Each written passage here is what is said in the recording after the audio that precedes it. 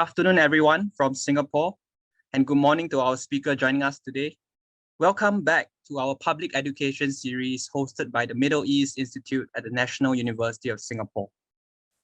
This public education series is on the Gulf states, Gulf Arab states, and we have done a series of webinars throughout 2021, covering different aspects of these states. First, we adopted a rather thematic approach, covering things like energy, topics such as leadership, regional dynamics, and then we moved on to country-specific episodes, covering each country and its own unique characteristics. My name is Clemens Che, and I'm a research fellow at the Middle East Institute here. And today, I'm very pleased to bring you the 13th episode of our series, and it will be on Zubarah archaeological site. And today's session really it's jointly organized with the Embassy of the State of Qatar in Singapore, where we have also secured our esteemed speaker today, Dr. Ferhan from Qatar Museums. So today he is going to be talking to us about our Zubarah site. And without further ado, let me now give a brief introduction of our Zubarah in history before I pass it over to Dr. Sakal.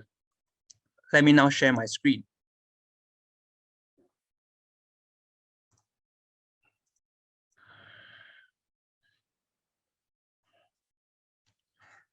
So when we first started discussing about the topic of this webinar, we talked about the site, of course, and Zubarah in Qatar. There's many stories to the site, and when in our private discussion between myself and Dr. Ferhan, we decided that this has to go beyond history, but also looking at what implication it has for tourism in Qatar, and also interesting points about excavation. Of course, this has to do with a lot with the expertise of Dr. Sakal. So a bit more about the history of our Zubarah, and one of the important works on Qatar's history is done by and written by Alan James Fromhurst. And in this extract of the book that you see in your screen now, he noticed that Zubarah on the north was the main thriving center for much of the 18th and early 19th centuries, and local Qatari villagers established Zubarah as early as 1638. And of course, there was a lot of migration going on during that time, and we will see, in the course of history, Al Zubarah, dwindled in influence, but Doha, or as it was known as Bida back then, rose in prominence, and this is something we would like our speaker to talk a bit about later on. So we are talking about a pearling town that was bustling back in the days. And so you could see all the intersections of trade going on where this thriving port was involved. And one of the extracts here from her book talks about, different kinds of objects that were found and discovered in Qatar, including Chinese porcelain, West African coins, and pieces from Thailand. So it shows the extent of the kind of seafaring connections and maritime trade that was going on back in the day.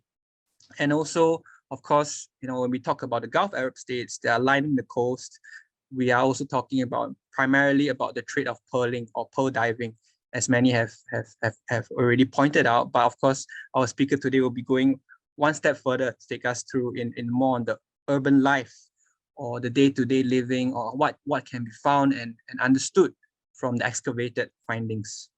So as I said earlier, by the end of the 19th century, if you look at the excerpt on your right, the population of Doha, increased, and it became to be that center that Zubarah once was.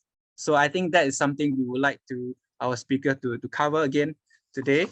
And finally, some photos to end off my brief introduction, because we had a chat earlier with me, myself, and Dr. Sakal of the photo on the left, which is plucked out from the Qatar Digital Library, and Qatar Digital Library has been scanning such photos and records from the British Library. And one of them is this supposed photo of Zubarah. And Dr. Sakal earlier pointed out that this may not be the exact site. I think the British got it wrong, but he will explain a little further, a little bit more later on. And on the right, to your right of your screen, are photos that are courtesy of Qatar Museums. And it also shows what is like today, the site today, and how excavation is going on. And I think in Dr. Sakal's presentation, we'll be seeing more of those. So before I hand it over to Dr. Ferhan Sakal, let me introduce his bio. He joined Qatar Museums in 2013, and of course currently holds the position of Head of Excavation and Site Management at the Department of Archaeology at Qatar Museums. He has a PhD in Near Eastern Archaeology and has worked in several excavation projects before going to Qatar, and some of which cover Turkey, Syria, Lebanon, Egypt, and Germany. And he was a field director at multiple excavation and survey projects. And also, I would like to warmly welcome Dr. Ferhan Sakal right now and pass it on to him. Thank you so much. Thank you for this invitation, and thank you for the possibility to speak about Zubarah and explain about what we are doing actually.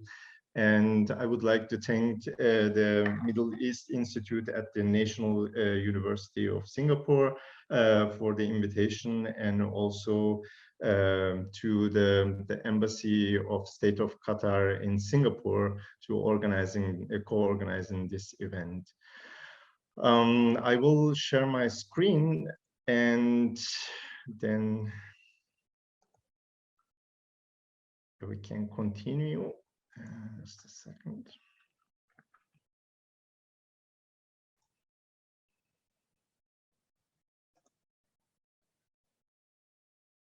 So you can see it clearly. Just a final check. Thank you. So as you already heard, we will speak about Zubarah today. It's a pearling town in the state of Qatar. Just to remind you where state of Qatar is, I mean, I'm sure that many of you know, but I was thinking maybe some people have joined this webinar for the first time and don't know where some countries are and so on. So Qatar is located on the eastern coast of the Arabian Peninsula here, and it is an peninsula itself, and it has only land connection is to Saudi Arabia, and it is approximately 11,500 square kilometers. The town, the pearling town, 18th century pearling town that we are speaking about today, Zubarah, is located on the northwest coast of Qatar in a shallow bay, which is, you see here, surrounded with the peninsula here, Sharaj, and the town itself is located on that part. So it's a pearling town, as the title was saying, and but the tradition of pearling and pearl fishery probably goes back to very early times. Not only, you know, it was not only something very fashionable or done intensively in the 18th and 19th century. We have clues about early pearl fishery also, which I want to show here briefly. Our discovery from last year. Before I show this, I want to show you also the pearl beds. I mean, why in this region people were pearling, of course, because of the existence of the pearl beds, which you can see here. And this also emphasize or underline the strategic location of Zubarah at the northwest coast of Qatar. So the discovery that we made last year, actually it's 2 years now almost, is a Neolithic grave just 2 kilometers south of Zubarah itself.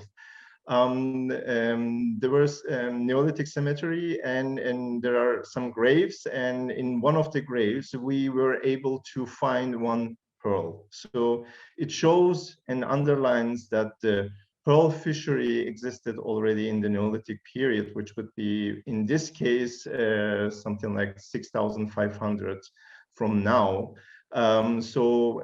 We have, of course, other sites in the region which during the Neolithic period which has pearls, which this map shows, and the oldest one coming from Marawa in UAE. But now we can add one more point here, where Wadi Dabayan, this is the Neolithic site in Qatar, has one of the oldest pearl. So it's an old tradition, keeping up through the centuries and through millennia, and coming to its very, very high point at the 18th century. When we are looking at the maps of the early maps of the 18th century, we have here the map of Carsten Niebuhr, which displays the situation in 1765, and shows the locations or settlements in Qatar. However, you see that the Qatari Peninsula is not perfectly recognized.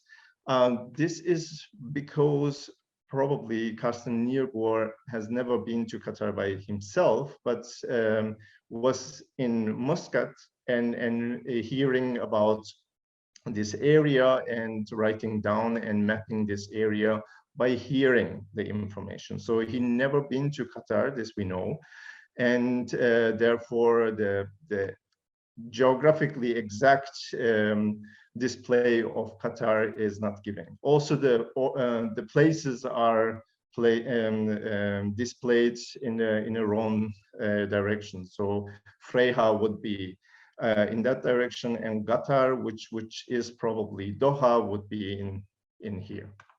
So we see also in Niebuhr's description, or in another publication, which is called Description of Arabia, these places are exactly written with their Arabic, correctly Arabic pronunciation, like here, Qatar for the first time. When we move on to 1824, here is a map by Brooks when the Brits came to the Gulf area. We already see that the Zubarah is displayed, which was not the case in Niebuhr's map, but it is already extensive ruins. So what happened in the meantime? We have here short history of Zubarah. The tribes which were in Kuwait and Basra region, especially the Uttar tribe, moved from this area after some regional problems, and in early 1760s. And they came to the area of Zubarah and established a settlement in maybe 1762 or 1766.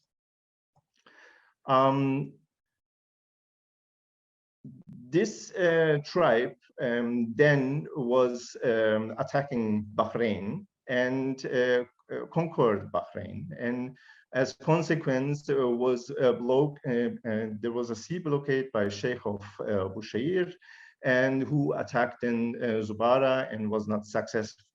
But you see already the problems of the regions are actually very similar, and there were also at that time some blockades. You see that Zubarah was attacked several times, and the main attack was in 1811, by the Omani-backed forces, and then the settlement was abandoned. And there we see the extensive ruins in British maps, which is here displayed. And then the resettlement of the site in a smaller scale took place sometimes in the mid-19th century. And then there were new players in the region, like the Ottomans, had interest on Zubarah. And almost at the end of the 19th century, we have the second destruction and abandonment of Zubarah.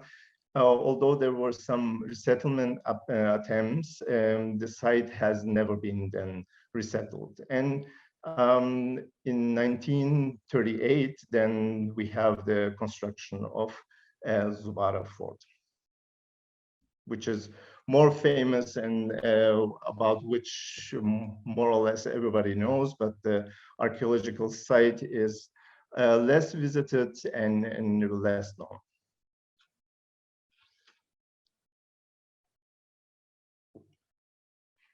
Here we have a satellite image from 1958, where before the infrastructure of the area was updated, so there are no modern roads and so on.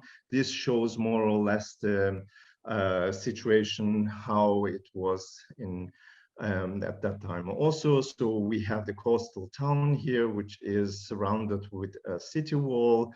And then we have the Murair Fort, which is built for the protection of the water sources, which are a little bit higher than the normal area here. So these coastal areas are narrower than this highly raised and slightly raised landscape here. And then we have the third component of the area, the Zubarah Fort, which was built in 1938.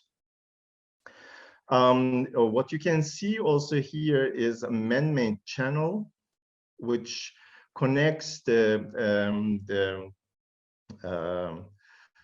Bay of Zubarah with Murair Fort area where the sweet water sources were. Also, between the town and water, there was this protected corridor, which had two walls, two screening or curtain walls, connecting the city with Qalat Murair and the sources of the water, to have a secure pass to get water whenever it was needed. And here you can see a rectangular structure, which was probably the prayer ground for 8 prayers, a special prayer, and it needed to be done in the open landscape, and this area was chosen at that time. So I want to give you a brief information about also the excavation history, and at the same time I will also explain what some archaeologists, some teams found, and this will also give you general information about what you can see at the site when you come and visit it. So the first excavations took place by a local team from 1981 to 1983. And so although the site was never forgotten, and it was always in the memory of the population here, the first excavation took place in that late in 1980s. In these excavations, the team concentrated themselves on some structures which were really nicely visible already.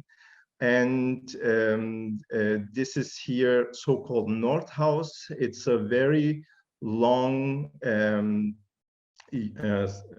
single unit with several courtyards interconnected with each other. and surrounded with rooms with different functions. So this is already representing the very typical character of the architecture here. We have open courtyards and room with different functions surrounding the area, representing a unit to live. So there are several units interconnected with each other. And in this case, this building was probably also fortified with a corner tower. So the building itself is here. I don't know if you can see my mouse, or when I do this. Clemens, can you give me a confirmation on that? Can you see my mouse, or? Yes, yes, I can see it moving. Okay. So maybe one of the very interesting things that have been found in this house is this engraving, which depict a dhow. So let's go a little bit closer. You can see here the ship from profile, and you can see here there is also a flag engraved on the bench. So these benches are located in this area. Several of this kind of engravings we will see in other areas, but this is one of the very typical elements of the archaeology in Zubarah. So there are furthermore engravings have been found in other areas. In this 1980s excavations, the team also excavated in an area very near to the coast. And in this area, they discovered several rooms built side by side, small cells, open towards the sea, probably receiving goods from the sea. So these are clearly storage storehouses. And the team decided to call this area the souk area. So this is the commercial area of the town, which makes sense. It is in the middle and reachable from every corner of the town itself. Further excavations have been done by a local team in 2002 to 2005. They excavated an area which is in the northern coast of the settlement. It is an area with courtyard houses, probably of the pearl merchants' houses. Some are larger and some are smaller, and represents the also different hierarchy within the population. Maybe the most important and significant project is started in 2009. It was and continued until 2014. It was a cooperation project between University of Copenhagen and Qatar Museums. It calls Qatar Islamic Archaeology and Heritage, short KIA. And it was a very large group of scientists from different fields, archaeologists, heritage managers, architects, and historians, and outreach specialists, and so on. And it was a really big team of professionals worked in this town from 2009 to 2014. And most of the material that I'm going to show you is also done during this time. So this documentation and the pictures you will see and so on are from this project. We have a lot of internal reports from this project. So every year there was a end of season report, which is very detailed and so on. And they also establish a conservation handbook to give guidelines how to conserve and how to monitor and how to care about the ruins that are excavated. The last publication from this project, we can say, it just came just 2 days ago. There was the inauguration of the new book. This is the Zubarah, Qatar's World Heritage City. It is available in Arabic and in English, and you can get it from the Qatar University Press also online. So it is just freshly came out.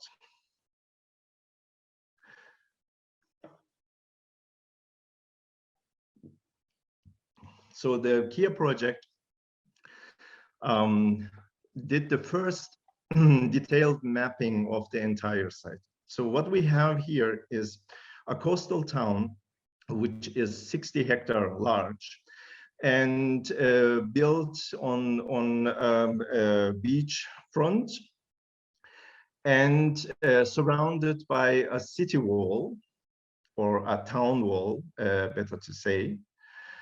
And there are several different elements within the town, which were, by utilizing the aerial pictures and also terrestrial survey, this mapping was done, and different buildings were identified, and also different functions were identified. So we have domestic quarters, the dark green ones, and then we have mosques, the blue ones, and then we have larger compounds that are fortified within the fortified city itself. So we have the palatial compound here, and another compound, a smaller one here, and then we have the beach fort, so-called beach fort here. And we see also that the city wall is existing only in the terrestrial, or only in the terrestrial front. So reaching from the south side with corner towers in regular distances, and going to the north part of the town, and even reaching into the sea here. But the beach itself doesn't have any fortification. That is because the coast is here very narrow, and probably the attack from the sea was not important than the attack from the land at that time. So the brief chronology of the site, what the Kia project has documented, have 6 phases, starting from the 1760s or earlier, which very small evidence of tents and huts, and then we have the main phase. This is this planned town, completely planned roads, and all of them are leading to the beach area, which shows also the importance of the interconnection with the sea and sea trade. And then we have the destruction in 1811, which I mentioned before, and then the town was abandoned. And we have the resettlement in late 1820s, in a smaller area, probably pearl fishing community settled here, and we have again a town wall surrounding this area. So there are, if you read here in the text, you will see inner and outer fortification, but they never existed at the same time. So this is the older town wall, and this is the smaller inner or younger town wall. And then this small settlement was gradually abandoned. Maybe the most important architectural feature of the site is the so-called palatial compound in the south part of the city. It's, as I said, it's a fortified 100 by 100 meter large structure. This corner of the structure was excavated by the Kia team. Already from the unexcavated parts, you can also see there are several courtyards visible already in the aerial images and confirmed by the excavation on this corner and in this compound. So all in all, 9 compounds were within the palatial, so-called palatial compounds. And again, here, as we see in the North House and from the earlier Qatari excavations, we have open courtyards and rooms with different functions surrounding this area. What we see here also very clearly is a very typical feature of the architecture of the region, that the living units are never directly enterable, so accessible. So to access this area, you have to go through a corridor and then turn again and enter here. So this is the matter of course, privacy, so that people were, concerned about their family and so on. And you can also, in 1940s and 50s architecture, you can see that there are curtain walls,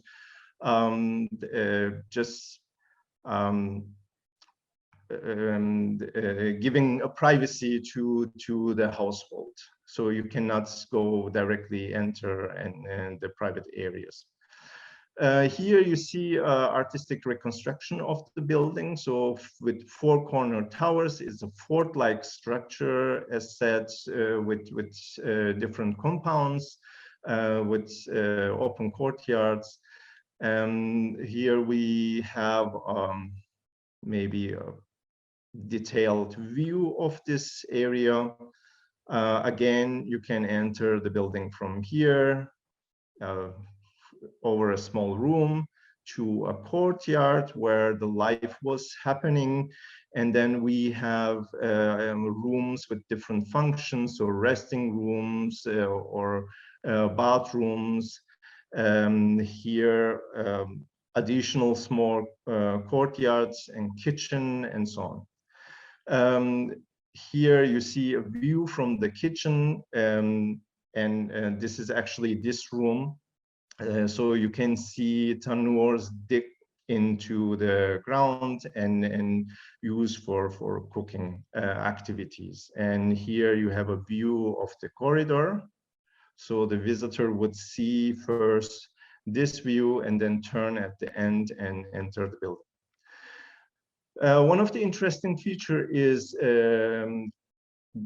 matbasa, so date press of this compound. So we see that they have a production within their compound, and I will show you how this is functioning. So this is so-called date press, matbasa in Arabic.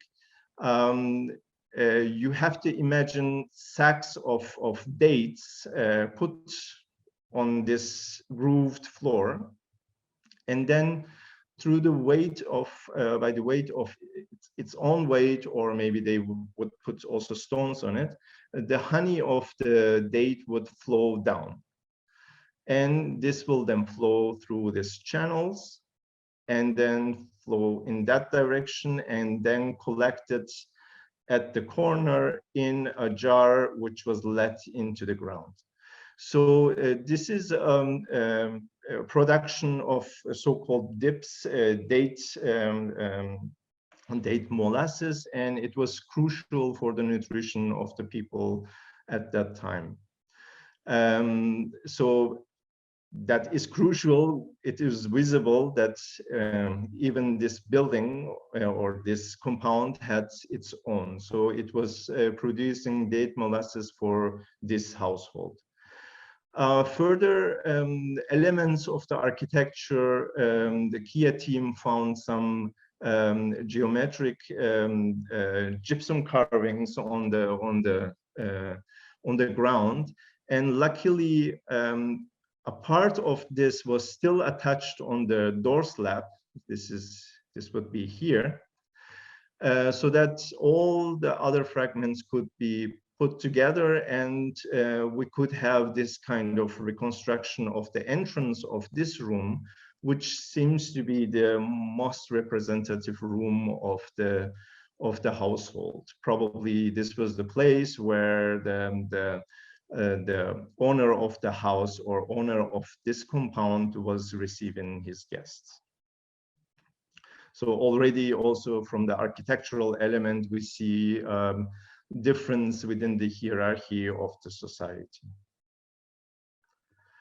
Further elements and painstakingly documented by the Kia team are the arches. So we see here the excavation situation, and then it was put together and reconstructed to a pointed arch, which is also a very typical element of the local architecture. As pointed out by the early Qatari excavations, and we have several etchings of dhows, so the boats which were used for pearl fishery or trade and so on, and these are very precious and very interesting at the same time, because they give quite exact information about how the dhows were built, what kind of elements they had, what kind of decoration maybe they had. And these were etched on the walls of especially this compound, so a neighboring compound, not this one. Here we see an excavation picture of this etched dhows. You see also the logo of the Kia project is a dhow, which was not found here, but found in the center of the town, in another excavation area where house again was excavated.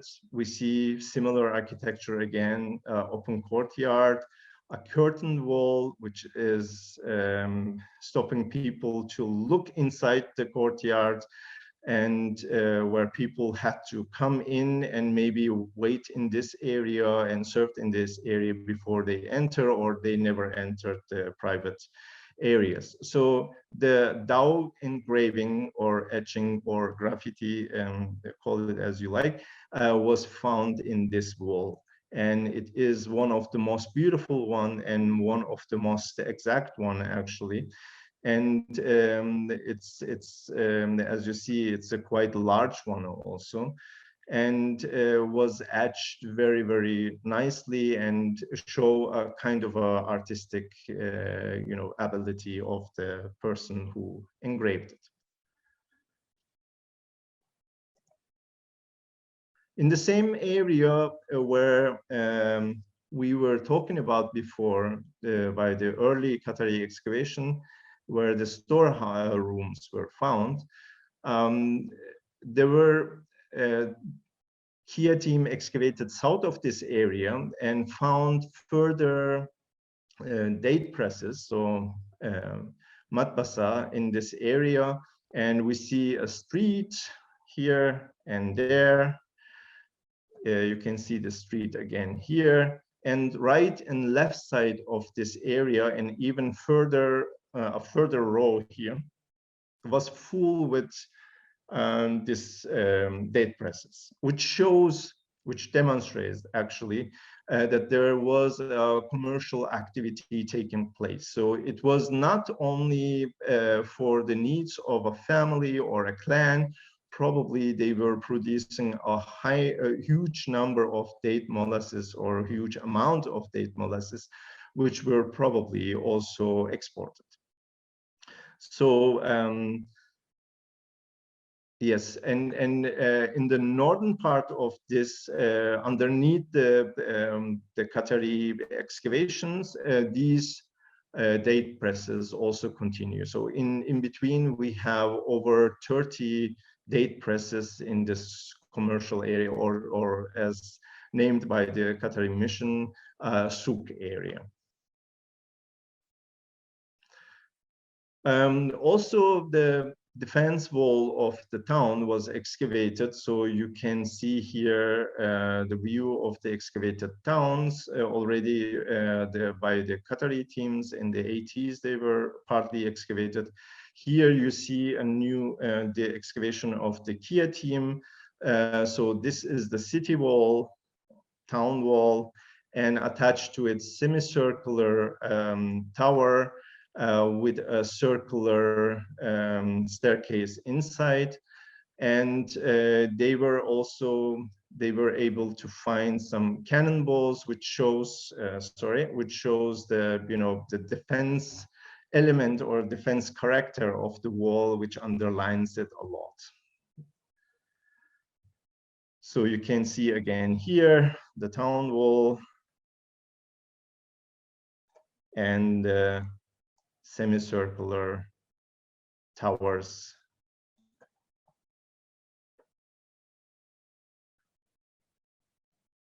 Yeah, the town was built as said by the pearl merchants.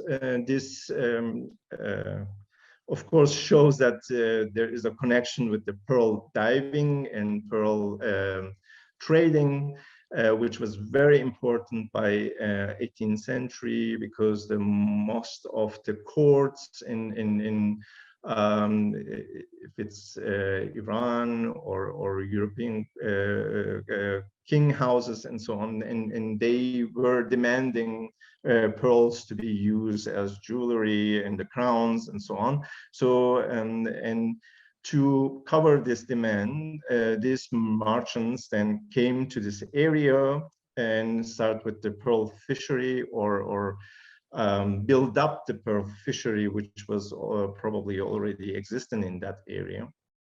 So you see here how pearl diving would function. So this is a pearl diver's weight. The diver would jump into the sea with this weight and to reach the seabed very, very quickly, and then leave it there. That's why it has its own rope. And then collect as much as possible the shells, and then give his body up a sign, and then his body would pull him up.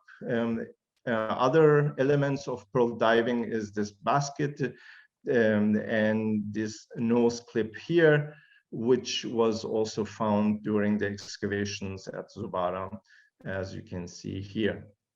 The pearl diver's weight was found also in rooms, sometimes in a row, probably were hanging on the wall, and then gradually they just fall down. This is one knife which was used to open the oyster shells to look for the pearl, and you see here one oyster shell with not completely built up pearl.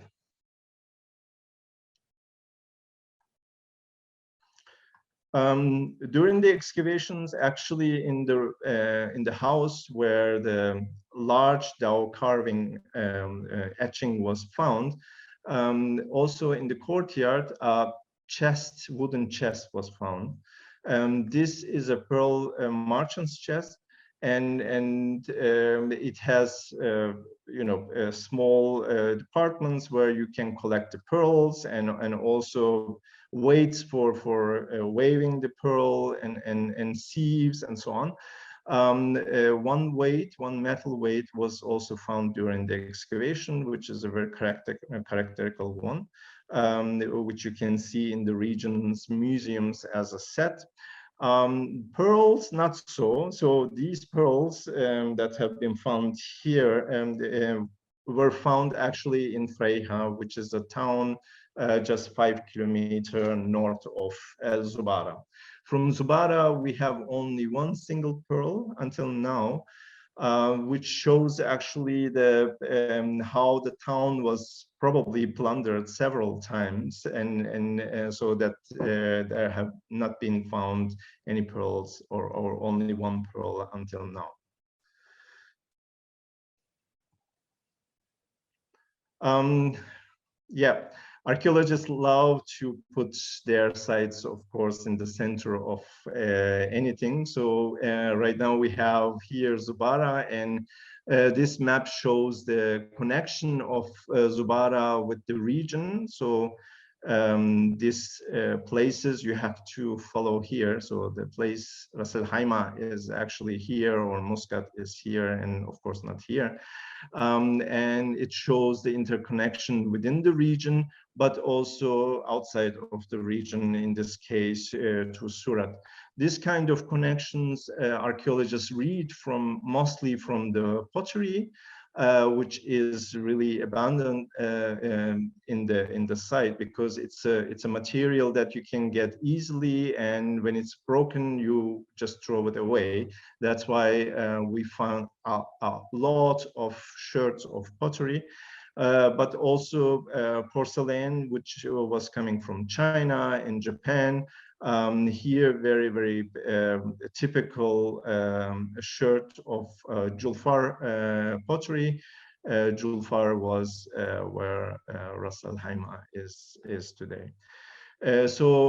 These kind of elements, of course, help archaeologists to understand the trade connection of the town. And we have also, wood coming from Africa, and coffee also coming from Yemen, and so on. This kind of elements also within the town. Further finds like coins gives us also clear information about the connections. Here we have a German jeton and an Ottoman coin, and glass bottles for probably perfume and medicine. So people were not poor.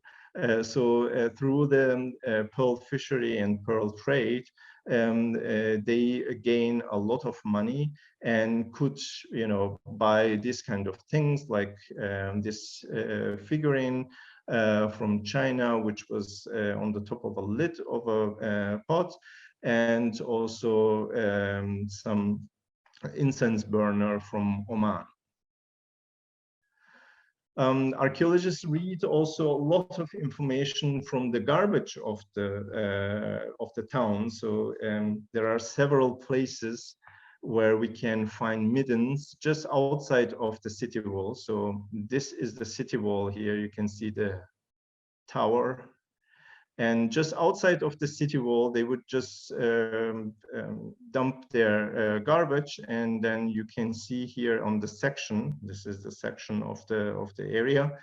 Here, thin layers of garbage. When they cooked, and they would throw everything out with ashes and so on. And within this, archaeologists find remains of the date stones here, and there's a peach, and also animal and further or fish remains, but also botanical remains. Like in this case, we have a grape here, and a melon, and bread wheat, and rice hunks, barley, and millets. So we can actually quite easily reconstruct the diet of the people, so what they were eating. And this again gives us the possibility to understand from where this kind of food was coming, because we can then understand if they are native plants or native animals, or they were brought from abroad. So this gives us the possibility to understand the further connections of the town. Of course, the remains on the bones and so on gives us also the possibility to understand how they were cut, which parts of the animals were used for cooking, and so on. One of the very important elements of the living in the coast is, of course, water. So if you are living in that area, which is just 1 or 2 meters higher than the normal sea level, when you dig well, you would not get water here, sweet water. So the sweet water sources were in a elevated area. You see this break in the landscape here. So, and then they dug up larger wells where they were harvesting a very thin layer of sweet water aquifer. And as said before, they even dug a channel here to connect the sea with this area, probably to get water easily and to supply the pearl flat, which was waiting here to sail for pearl fishery or for trade. Because if you can see, if you can imagine that they were transporting water actually this 2-kilometer distance every day for the need of people living in this town, it is a huge work. And probably they tried to ease this transport, but in a while this was given up. And we are actually not very sure if the channel was in use a very long time. So that they built these 2 screening walls, which gave secure connection to the town. Not only the town itself, but also the underwater remains are very important. So in 2017 and 18, there was a marine archaeology project, which was a cooperation between Qatar Museums, Qatar University, and Maritime Archaeology Trust, and University of York, sorry, which underlined the existence of the remains underwater in the Bay of Zubarah, and which underlined the importance of these remains, of course.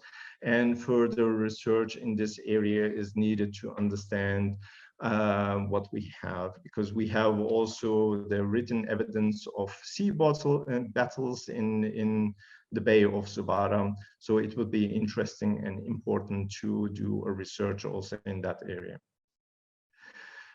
So the last element of the area is the Azobat Fort, which was built in 1938. It is actually following the traditional design of forts. So it's again building, square building, 25 by 25 meter. With an open courtyard and with different rooms in two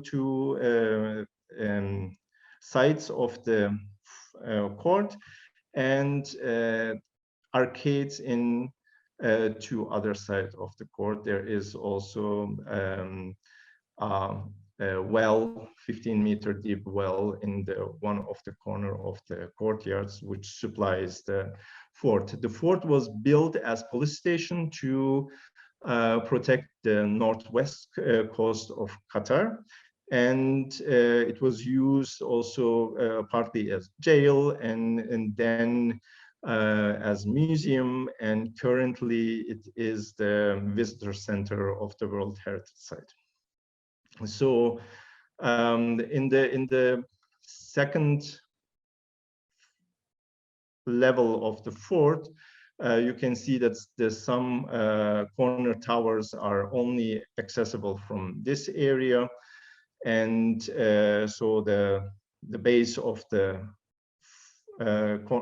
towers were filled with sand, and only one is actually completely empty, so that you can enter it from both floors. So the ceiling of the fort in the towers and also at the entrance is also the typical architecture of the region. So we have mangrove beams, and we have bamboo stripes, which were coming from East Asia, and then palm leaf mats, and which is a very characteristic architectural feature. During the Kia project, the fort went through a renovation, so all the infestation of the mangrove beams and so on have been solved, and the mangrove beams have been treated and rebuilt again. And as said, the fort was then utilized as a visitor center. So this brings us to the inscription of the site in 2013 to the World Heritage, UNESCO World Heritage Sites list. And Zubarah fulfill 3 criteria.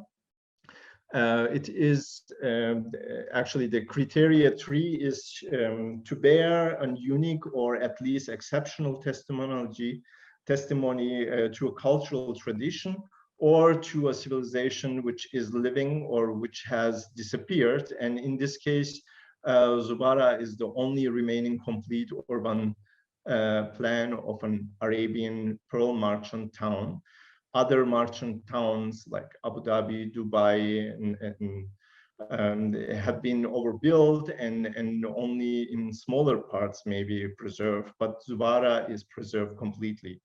And the criteria 4 is to be an outstanding example of a type of building, architectural or technological ensemble or landscape which illustrates significant stage in human history. In this case, Zubarah is an example of a small independent state, which is actually the example of which shows the period of when the Gulf states, today's Gulf states, were founded.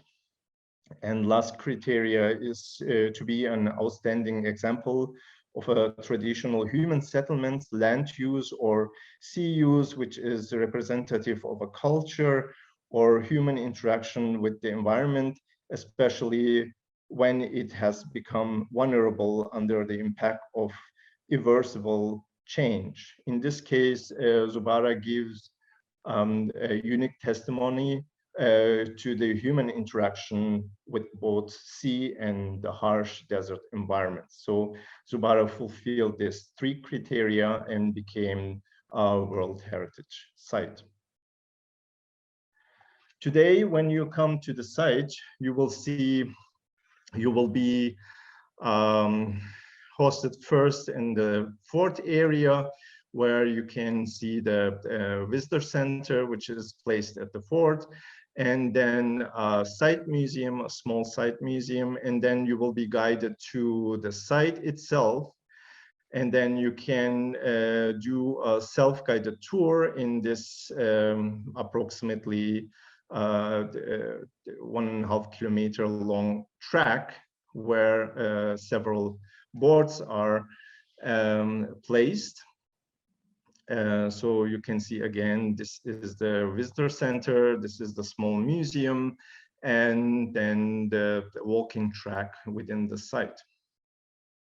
Of course, there are challenges to manage the site because since it is not very high ground, so the differences of the flats have a great impact to the site itself. This is the entrance area of the site. After a flash flat and after rain and also high tide, so you see the complete area is flooded and the site is in this case then not accessible for several days. We have further problems like extreme tides and floods and extreme temperatures and humidity, which which makes especially the architecture suffer a lot. There is high concentration of salt in the ground and also in the walls. It is around or above 30% actually, which leads that the plasters are really bubbling after a while and exploding. And you can see this situation here, and they are then damaged.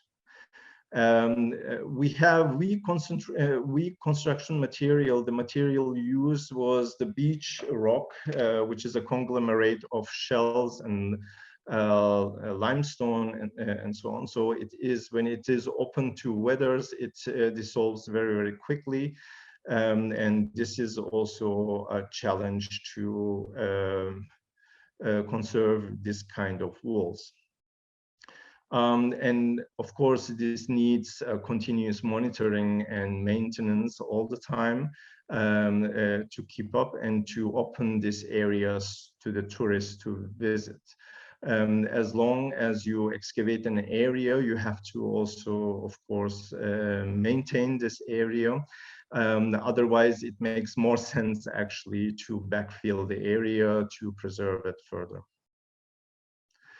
Right now, our main goal is actually to do the maintenance of the areas. Right, you see here again the North House, where my colleagues from the Department of Architectural Conservation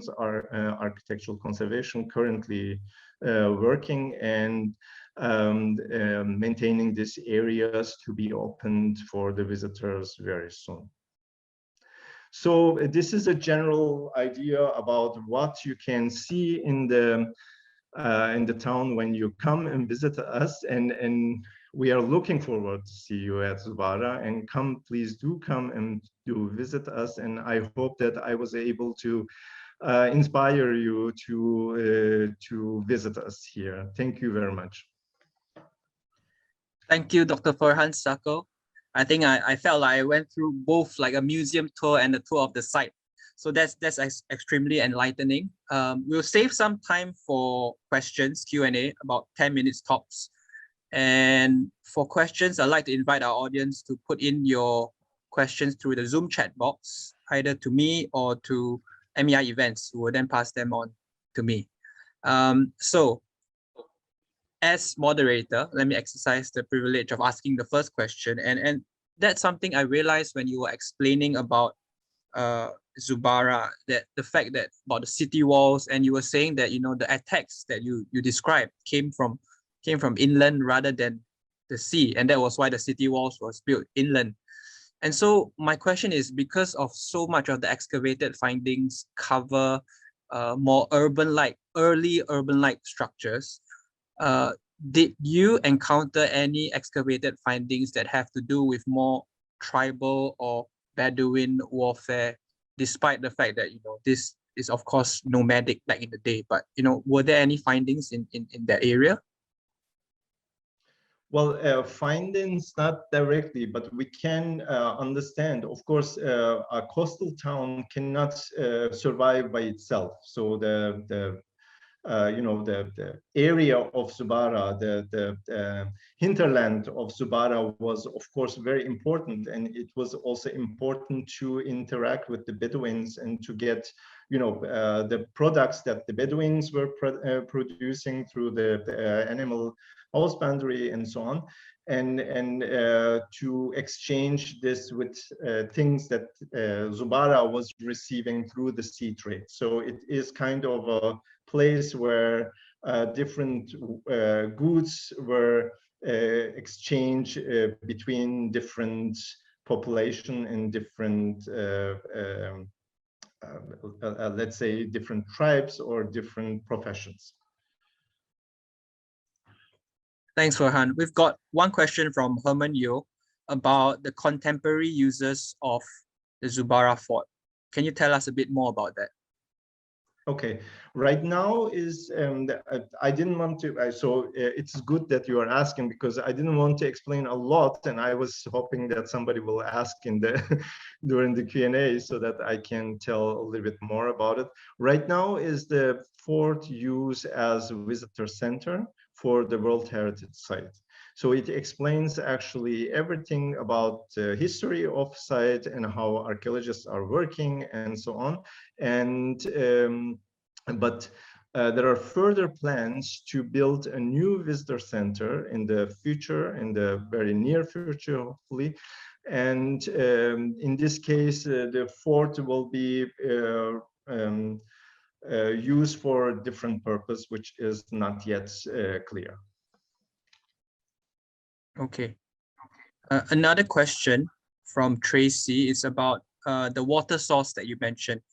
Is Al Murai water source that you mentioned was protected in the past still present? And if so, what is its current use?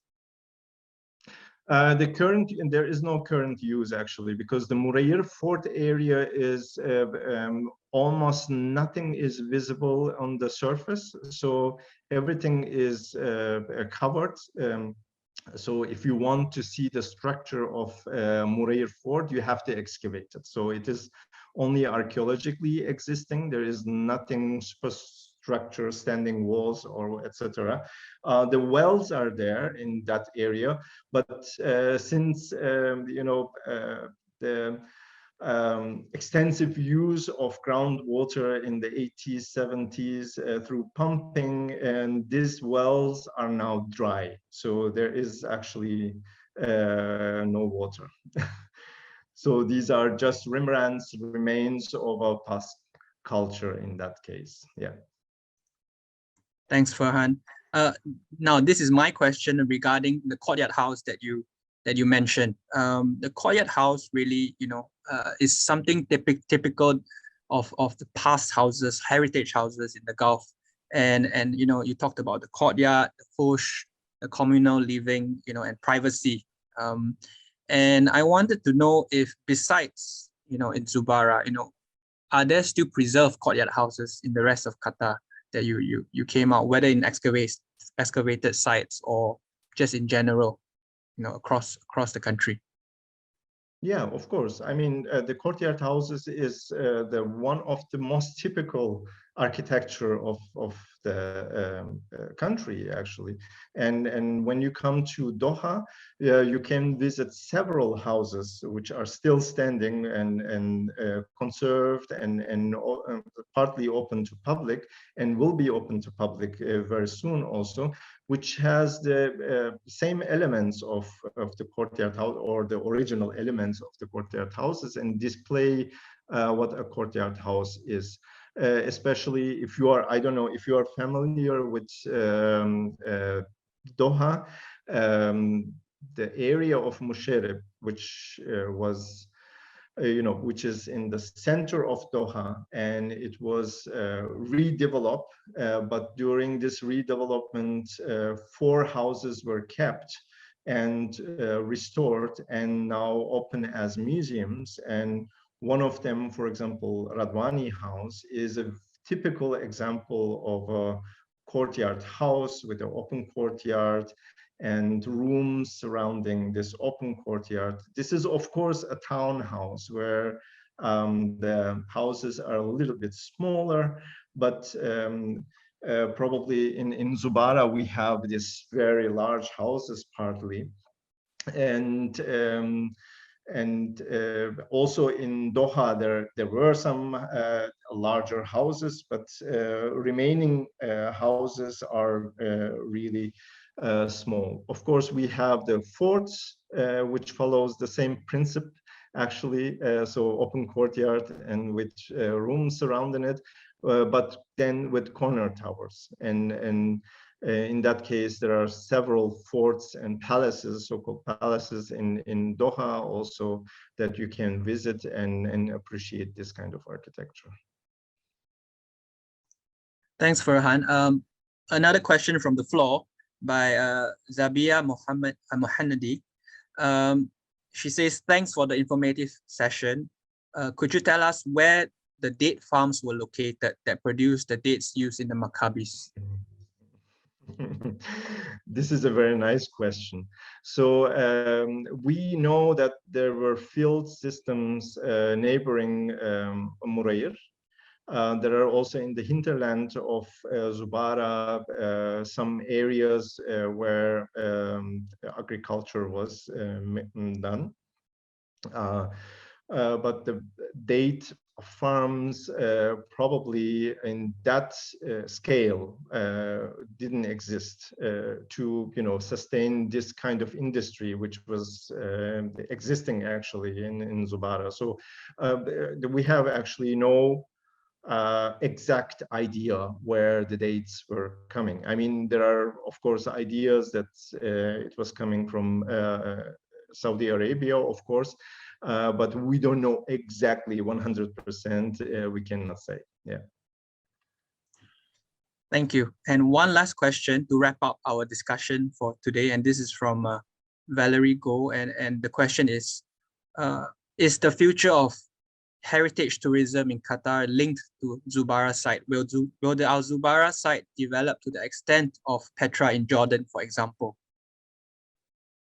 Well, we are on the way to redevelop the site. The site, as I tried to explain at the end of the presentation, is open to public right now, which this is a concept which was generated by Kia team at the end of their project.